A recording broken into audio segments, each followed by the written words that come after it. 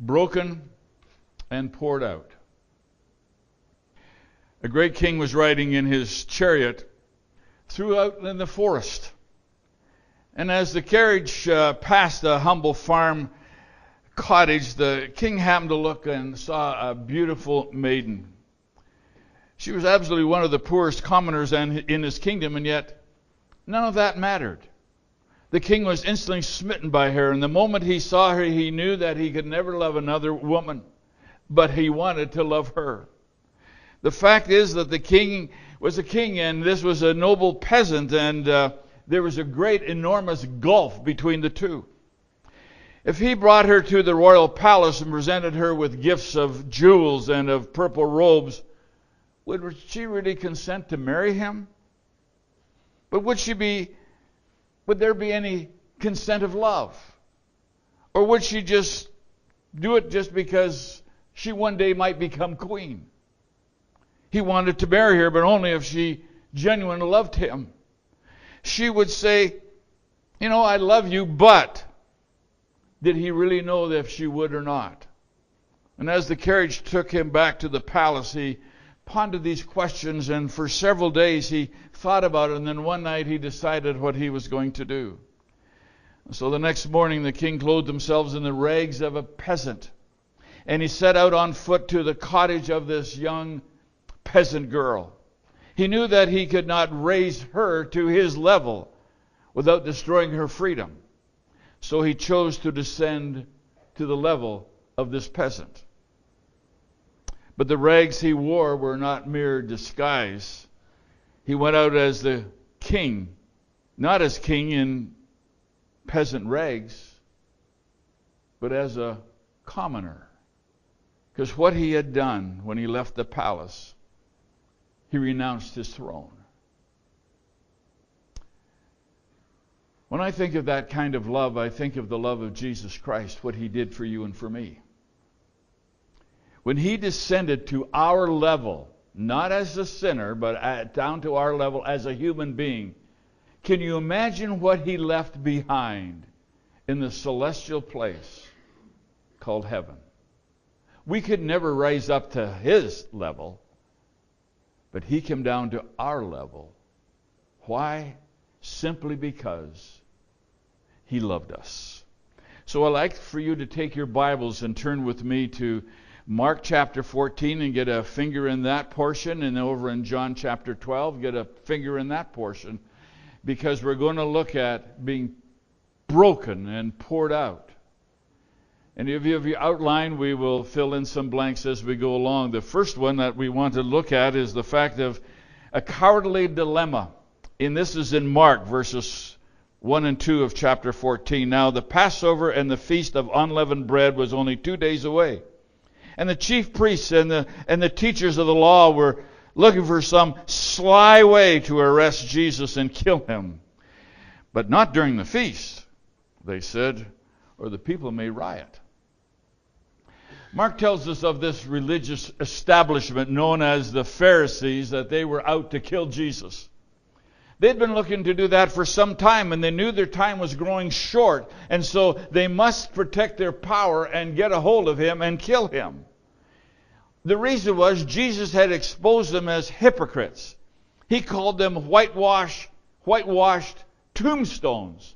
They had nothing on the inside. It was all a show on the outside. And they knew that because he had called them that, they needed to get rid of him, and they needed to do it quickly. But because of the Passover and the feast, the population of Jerusalem and all the surrounding towns and cities would be full of people coming from all parts of the known world. But why was this murderous plan of theirs? Why did it have to go into effect immediately? Well, there are many reasons. One reason was the fact that he healed a man's withered hand on the Sabbath. You don't do that on the Sabbath according to them. That's the worst thing you could do. But he healed this withered man's hand. But what really got their goat and what really ticked them off was when he cleansed the temple. I mean, he said, this temple is a temple where you guys are selling and doing all things. It's a thief. and my temple is supposed to be a house of prayer. They were mad. They were upset. They were going to do anything they could to arrest him and put him away. But right now was not the exact time, because with all the people, there could be a riot. Now, when you have to act quickly because you are angry, that's a characteristic of hate. And hate can never wait. It must act as quickly as possible at the first opportunity, and this is what they were trying to do, because Jesus was enemy number one. Now, that's the first two verses that sets the stage for what we want to talk about. Now I invite you to turn to John chapter 12. We have an unbelievable contrast. This is a beautiful counterpoint to the hatred of the religious leaders.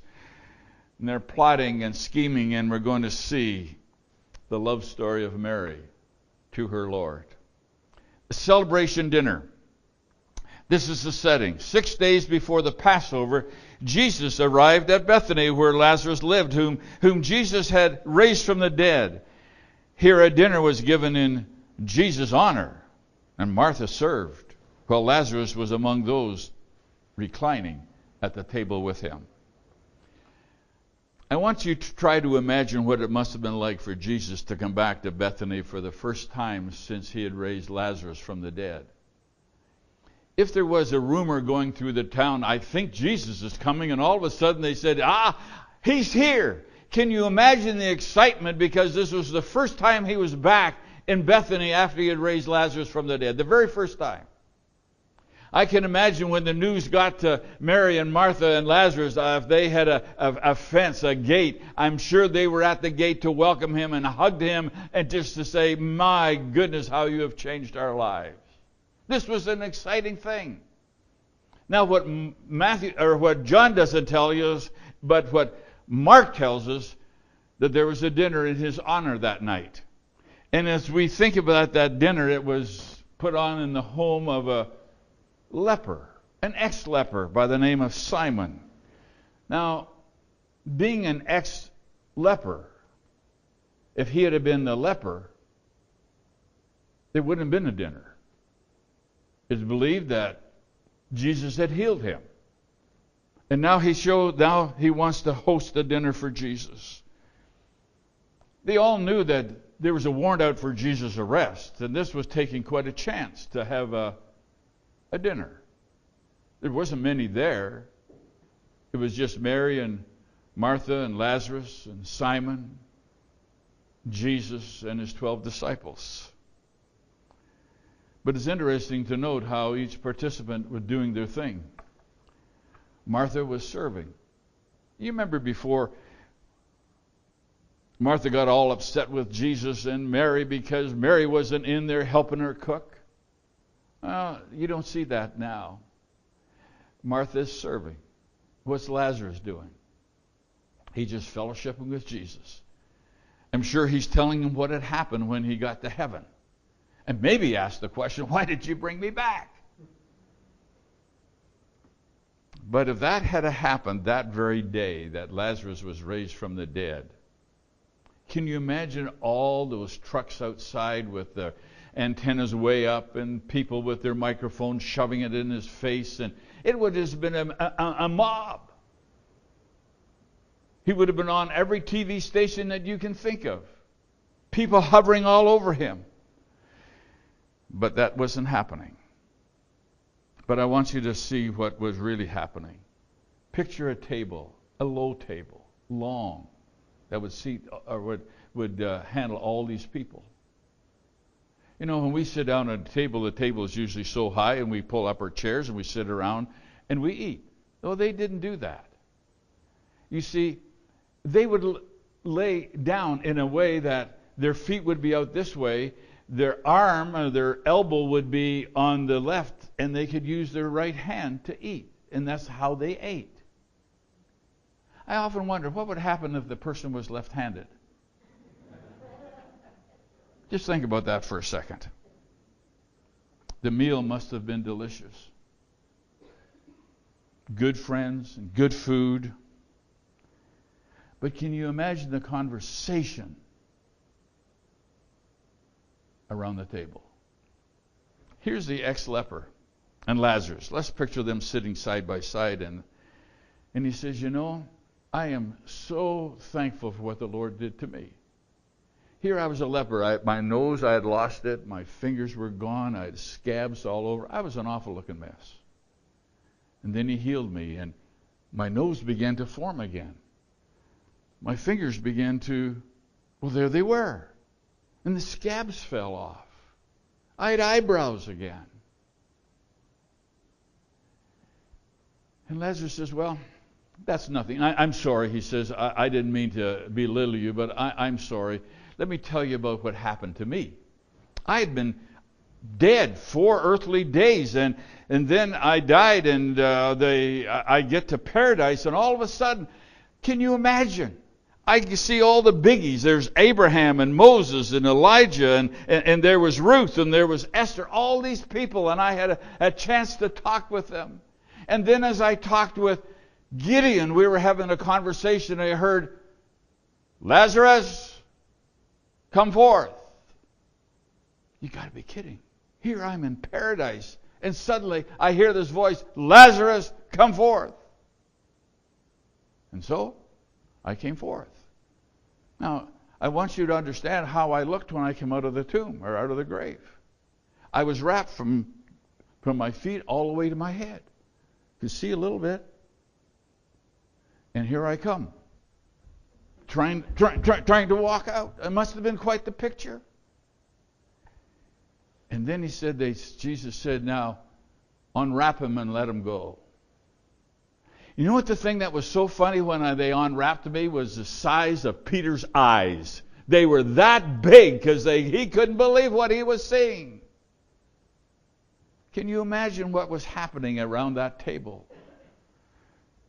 Well, it's a warm summer night. The aroma from the roasted meat and the newly baked bread was just moving all the way through the house.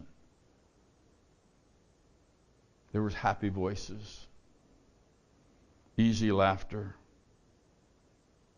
And when no one was looking, someone slipped out, just like a shadow. And she was gone.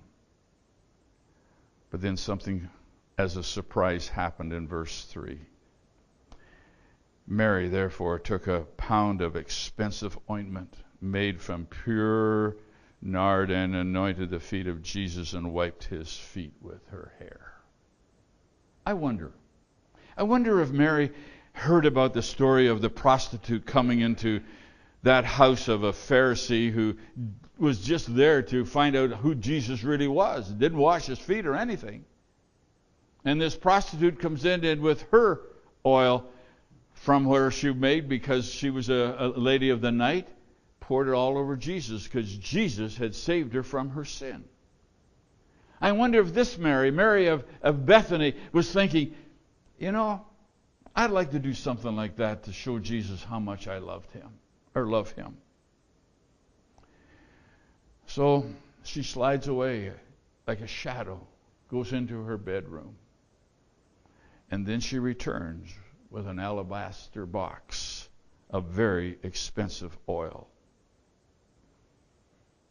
You need to understand in those days that oil, anointing oil or perfume, however you want to call it, was very expensive.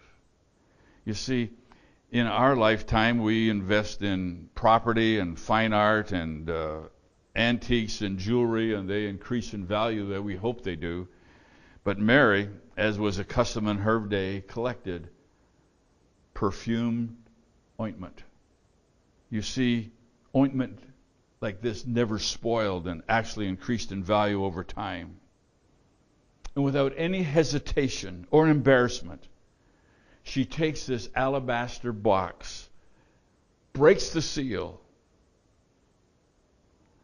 and begins to pour the contents over Jesus. And as she pours it out, tears begin to stream down her face, because she wanted to know how much she loved him because of what he had done for them as a family. And then without pretense, which women in that day didn't do, without pretense, she reached back and gracefully unwound her hair and humbly used it to wipe his feet, her tears mingling with the perfume. I just stop and think about it. Mary gave Jesus everything. That was her future. This was her 401k. This was everything. Her financial security, her status in society, her reputation, her pride, herself. When she broke that alabaster box, she held back nothing, expecting nothing in return. But verse 3 is so interesting. And the house was filled with the fragrance of the perfume. The whole family, everybody that was there, was affected by it. The blessing that came upon them because of her sacrificial act of worship. What this tells me is Mary just didn't open a little bit of it and put her finger in and just kind of go like this over Jesus. She didn't do that. When she broke the seal, she poured it all over him. The aroma of Christ, so honoring to him and so refreshing to others, must have just melted their hearts. But would that melt our heart? Would it be that if something like this that you and I would do, that we would only give him half of our heart? Or maybe just a little bit, or half of our tithe, or half of our talents, or half of our spiritual gifts, or half of our ambitions, when he asks for everything.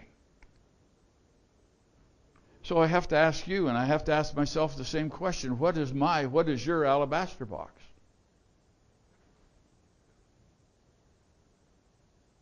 Oh, we can think of a lot of things. Our kids,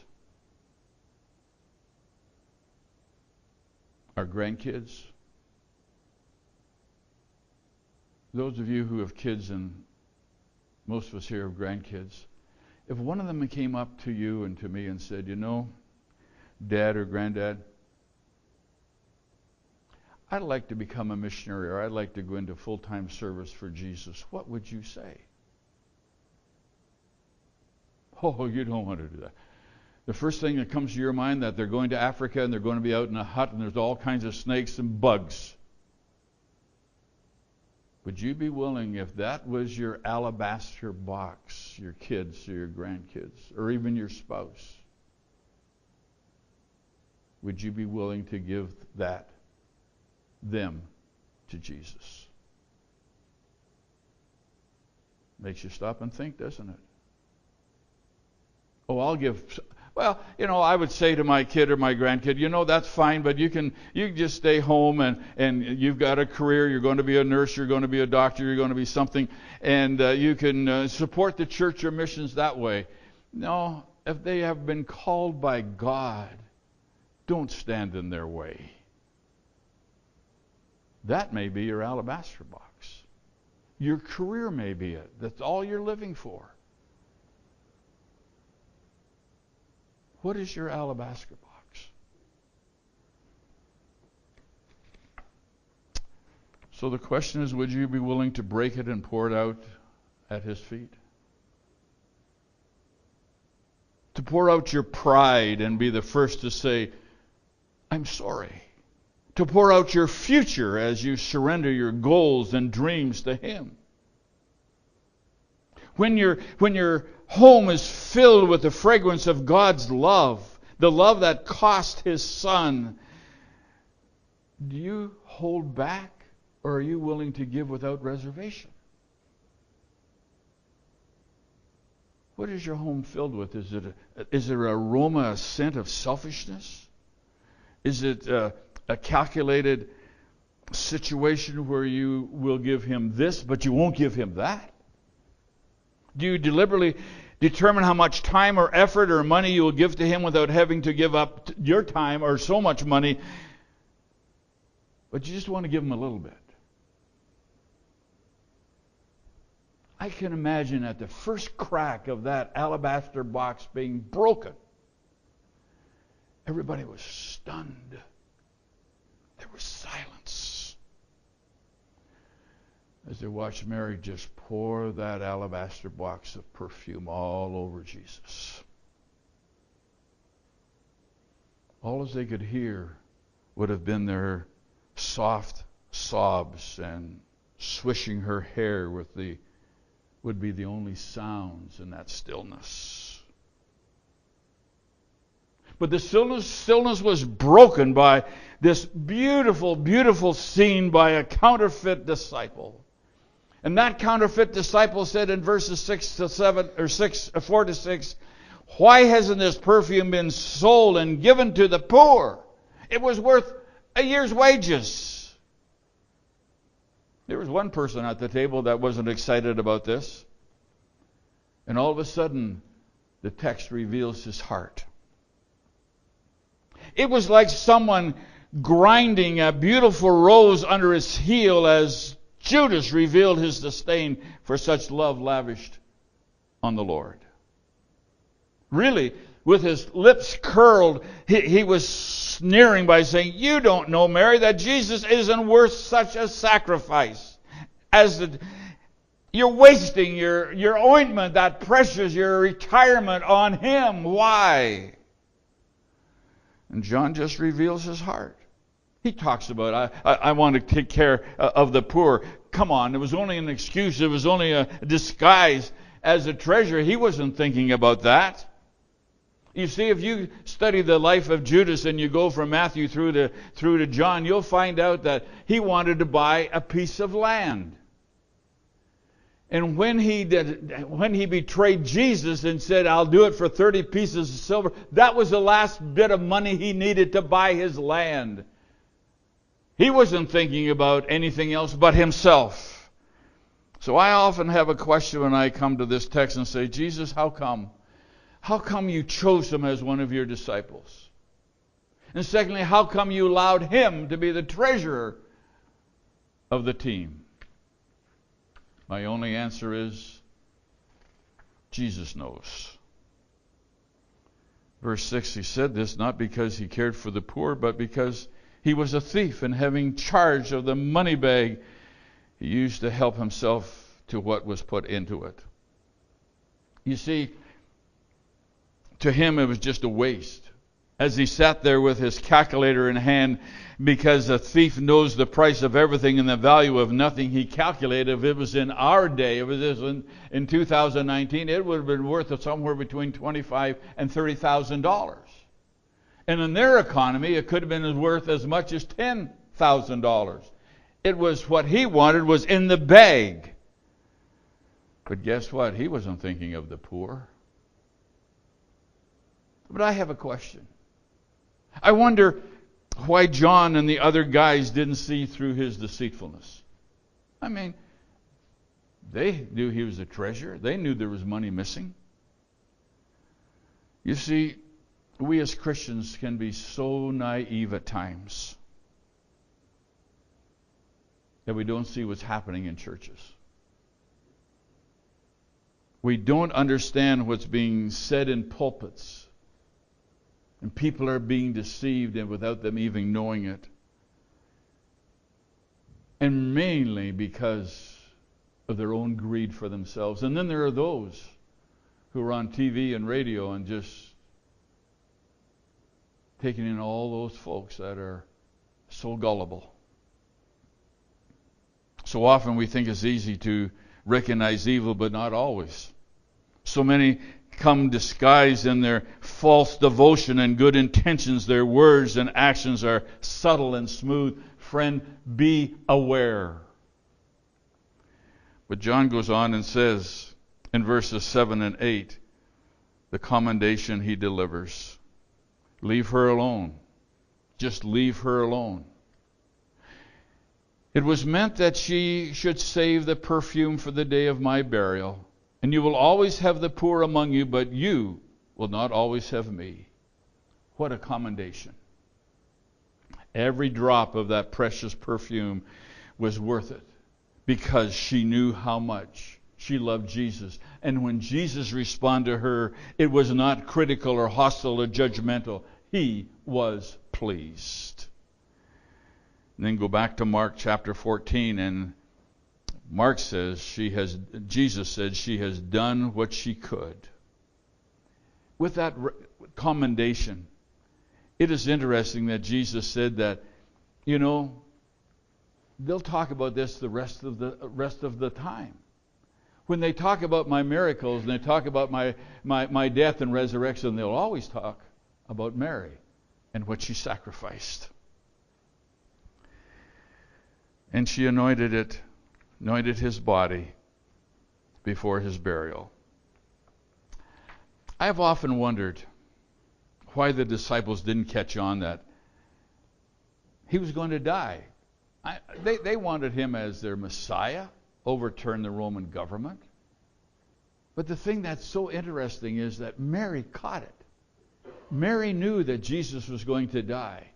And I'm wondering, when Jesus went to the cross and his head bowed, even though there was a crown of thorns on his head and there was blood streaming down his face, if he could still smell that perfume that Mary had put on his head, and it drenched his body and down to his feet.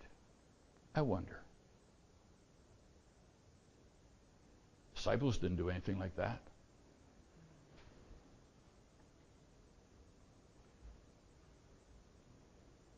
In Mark it says, I tell you the truth, wherever the gospel is preached throughout the world, what she has done will also be told in memory of her.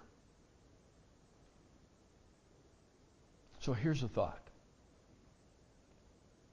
I wonder what Mary did when she got her nightgown on and got into her bed and put her head on the pillow. As she rehearsed the day, I wonder if she looked over to her right and she saw that empty spot where the perfume had been and thought of how Jesus had reacted. He wasn't hostile against her. He praised her.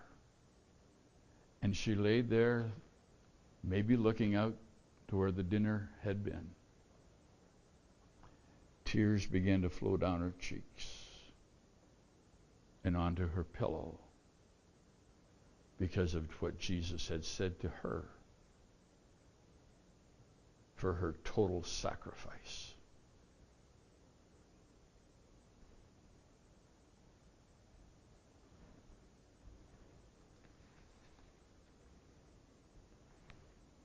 Anne Graham Lotz, the late Billy Graham's daughter, has written a very insightful footnote to the story. In the early light of creation's dawn, the Father held his alabaster jar. He gleamed with the beauty of the morning star, with the scent from the fragrance of the rose of Sharon. It was his own precious possession.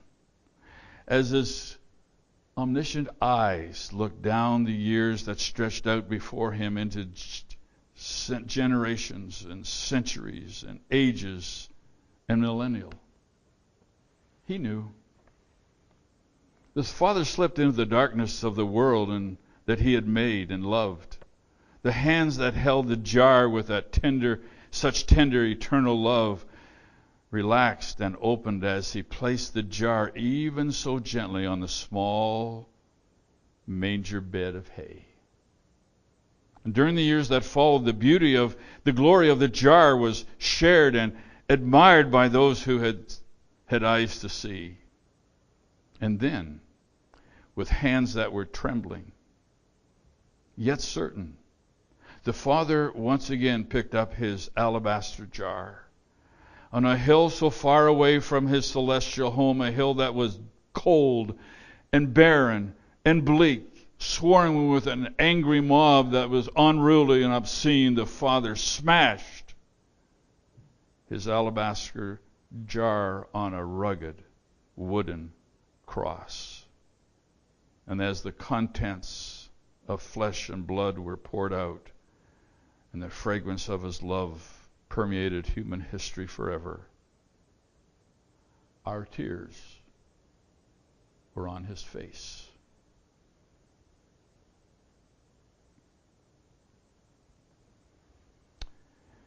She didn't pour just a little bit out, she poured it all. She couldn't put it back in the bottle. She broke it and poured out. So as I was sitting up in the mountains of Tennessee and I was preparing this, I had to make a confession. Tough confession. But this is what I had to do, and I hope that maybe you will do that today. Lord, I'm not willing to break my alabaster box.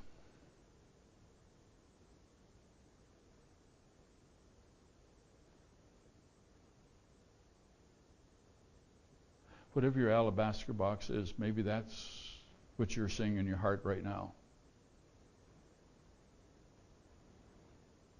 I don't know what your alabaster box is.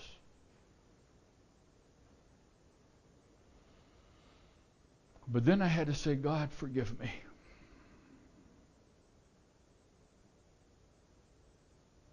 Enable me to give it all.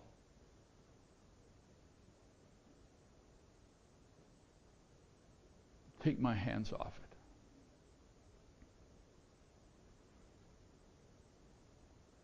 What about you? Are you willing to say, take it? It's yours anyway.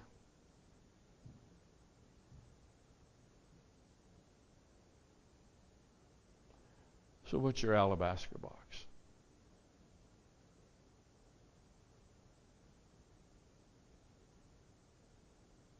I want you to bow your heads.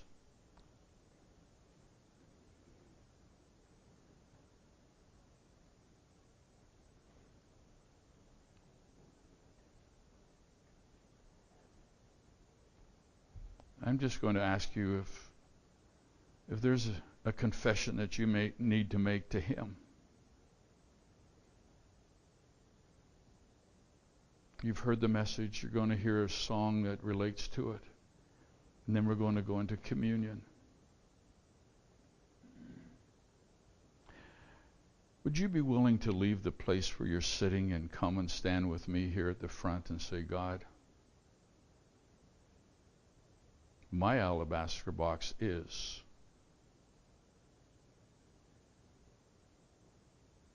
and I'm going to give it to you.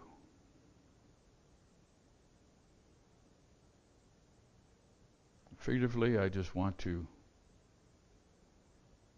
break it and pour it all out on you. If there's a confession that you need to make in relationship to that this morning, come and stand with me, please.